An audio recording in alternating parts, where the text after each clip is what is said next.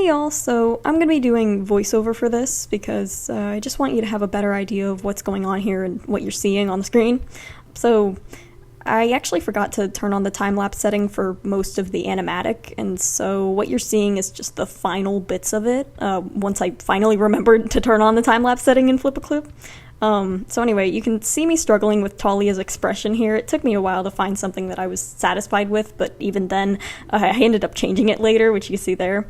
So anyway, and then this little blip of the text might have taken like 30 to 45 minutes. I fixate over that little thing. Like I wanted it to be perfect, you know? All the letters have to be perfectly aligned.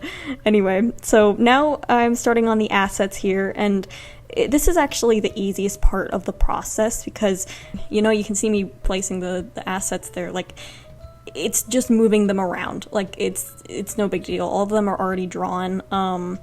It gets a little bit more complicated when I have to draw a whole new asset for a different angle of a character, but for this scene I didn't have to do any of that because any angle that I needed, I already had them drawn. So like there, I did have to do Talia's there, but that was really it. And it was a very simple one too. It wasn't like a complex angle.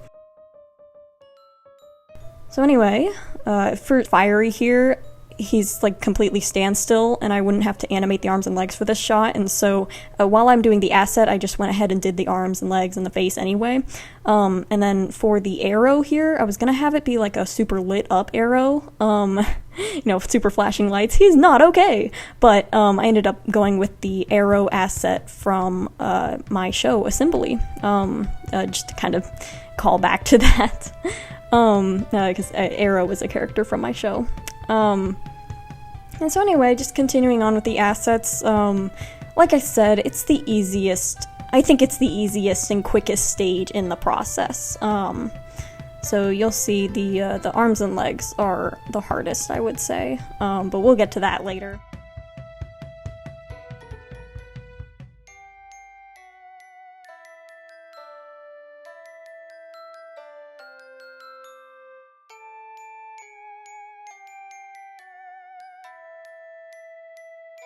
And then I was originally going to have Minus raise his eyes there.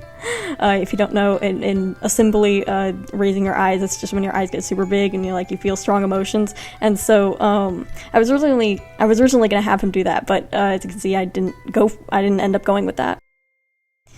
And finishing up the assets here, now we have the arms and legs. And I think this glitched because so FlipaClip was crashing a lot during the process of this. You won't be able to see it during the time lapse, but oh my gosh, it got to the point where it would crash like maybe every 10 or 20 minutes. That was rough.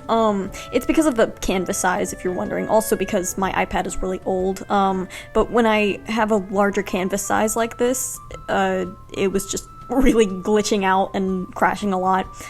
So I'm guessing that's why that part of the time-lapse didn't save. I'm honestly not sure, but it's no big deal. All you need to know is that the arms and legs are just, like, the hardest they're the hardest part of the process for me.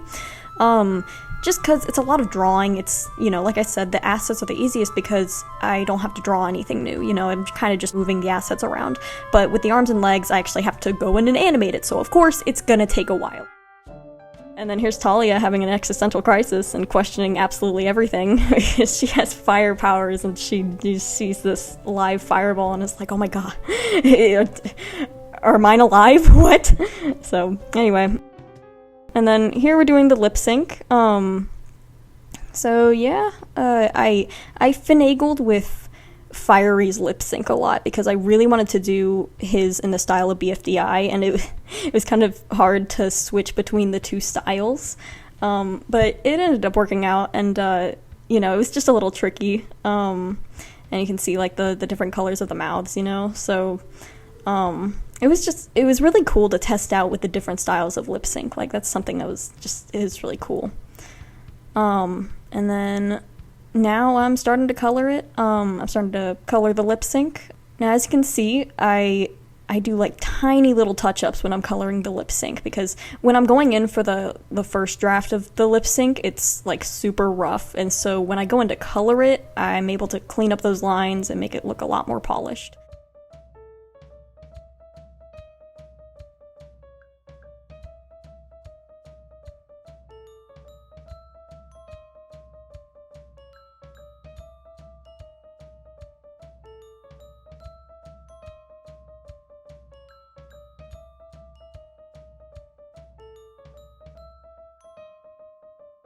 And then for the tongue colors, I ended up going backwards just to kind of switch it up. So sometimes I do that just to make it the process a little bit less, repetitive.